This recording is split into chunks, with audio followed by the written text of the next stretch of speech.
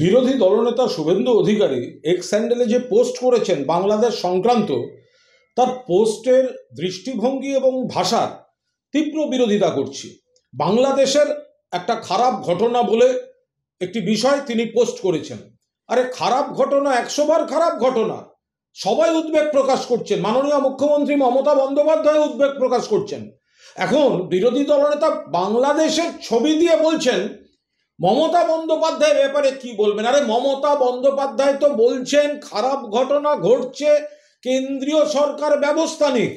বাংলাদেশ আলাদা রাষ্ট্র, এটা পশ্চিমবঙ্গ, আমাদের ক্ষমতা নেই বাংলাদেশ নিয়ে বলার বা কিছু করার ক্ষমতা রয়েছে বিরোধী দলনেতার পার্টির, বিজেপির, কেন্দ্রীয় সরকারের।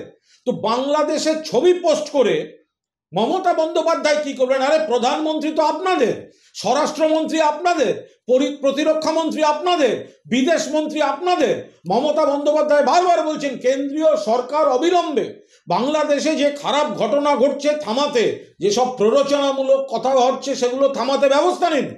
সেখানে বাংলাদেশের ছবি পোস্ট করে উত্তেজনা প্ররোচনা দিয়ে মমতা বন্দ্যোপাধ্যায় কি বলবে? আরে মমতা বন্দ্যোপাধ্যায় বাংলার মুখ্যমন্ত্রী, আর অমিত শাহ, নরেন্দ্র মোদী এরা দেশের দায়িত্বে রয়েছেন, যাদের অধিকার রয়েছে বাংলাদেশকে কড়া বার্তা দেওয়ার।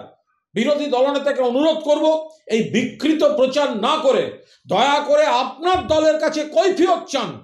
কেন বাংলাদেশ ইস্যুতে নরেন্দ্র মোদীর সরকার, 56 সরকার, তারা এইভাবে নিষ্ক্রিয় হয়ে এই ঘটনাগুলো ঘটতে দিচ্ছে আর উত্তেজনা ছড়িয়ে এদিকে এসে ভোট মার্কেটিং করছেন আপনারা। এইসব টুইট আর উত্তেজনা ছড়িয়ে কেন্দ্রীয় সরকার নীরব কেন, সেই কৈফিয়ত বিরোধী দলনেতা নরেন্দ্র মোদী আর অমিত শাহর কাছ থেকে নিন।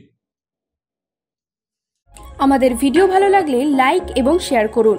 কমেন্ট সেকশনে গিয়ে জানান আপনাদের মতামত। আরও ভিডিও পেতে আমাদের চ্যানেল সাবস্ক্রাইব করুন এবং প্রতি মুহূর্তে খবরের আপডেট পেতে প্রেস করুন বেল আইকন।